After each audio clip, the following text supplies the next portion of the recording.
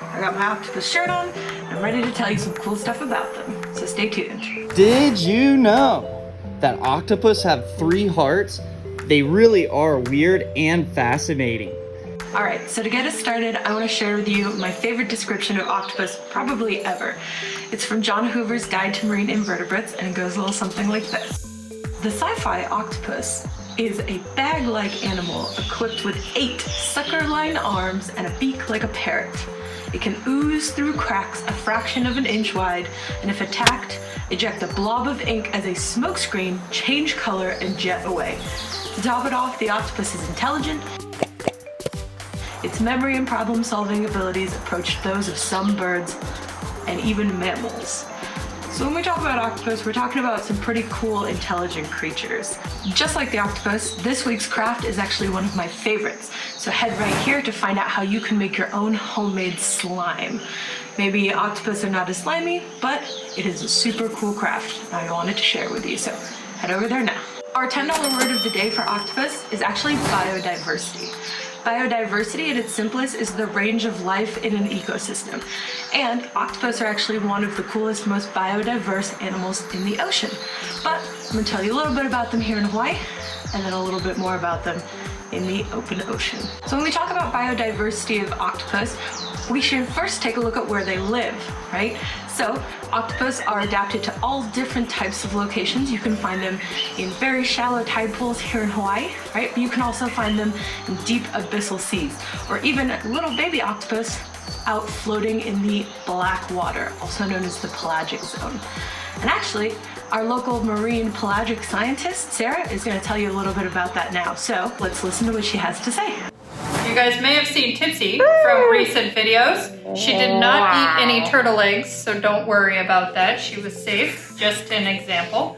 But my name's Sarah, and this is Tipsy, and I'm a dive guide at Jack's Diving Locker, and my most favorite dive is the Pelagic Magic Dive.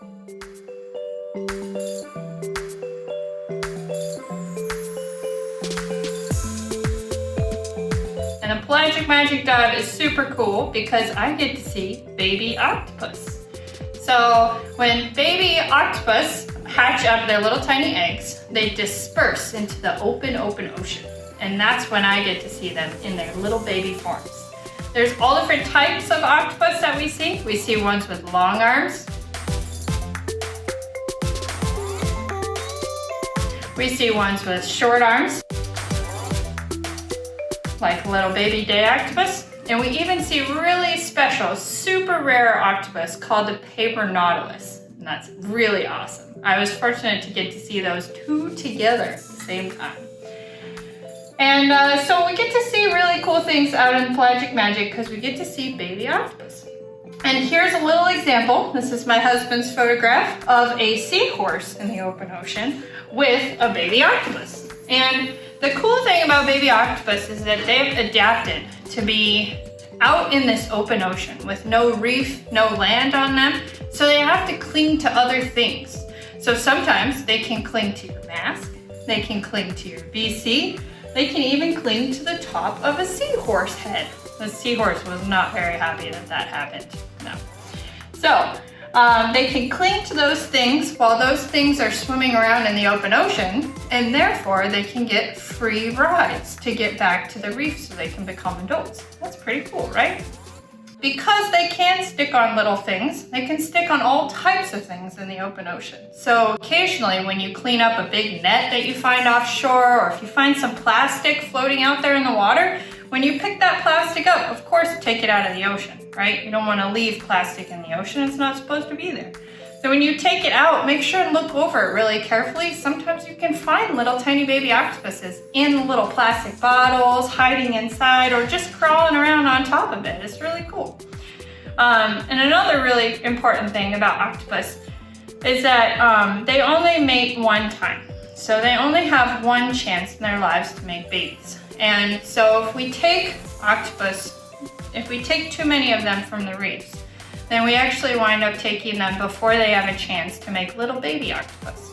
And so it's really important when you decide to eat seafood, if you do, that you maybe choose not to eat octopus. And maybe you choose to eat squid or farmed kapachi or something else a little bit more sustainable. So things that aren't hurting the octopus. And that way, the octopus has a chance to make little tiny octopus babies and send them out into the open ocean where they can cling also on seahorse heads one day. Thanks for sharing, Sarah. Who knew that all those cool octopus we see on our reefs started their lives little tiny, floating out in the pelagic? And those photos are awesome. Thanks for sharing. Did you know that octopus are cephalopods, which in Greek translates to mean head-footed? Cephalo means head and pod means foot. So, if you're here in Hawaii, what kind of octopus might you see? We have up to 15 distinct species here in Hawaii alone. Some more common ones you might see are the day octopus, which is adapted to hunting during the day. You might see out snorkeling on the reef.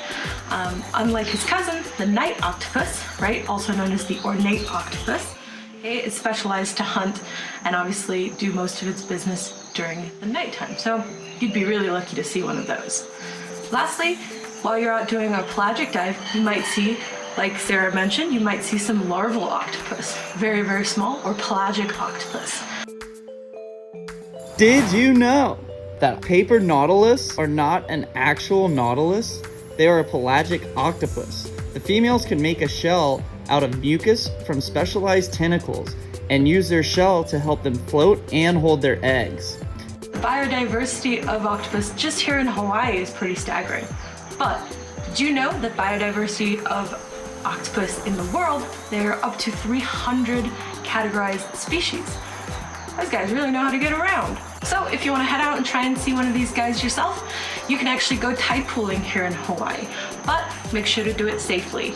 Head over here to our activities videos to have the boys show you how to do it safely, check tide charts, and overall have a great time while you're out there. Well, that's all we have time for this week, you guys. Hopefully you enjoyed some of those photos and videos of one of my favorite animals. And join us again next week on Sea Camp Extra Credit to learn a little bit more about what you can do to help the ocean from home. And of course, I leave you with the joke of the week.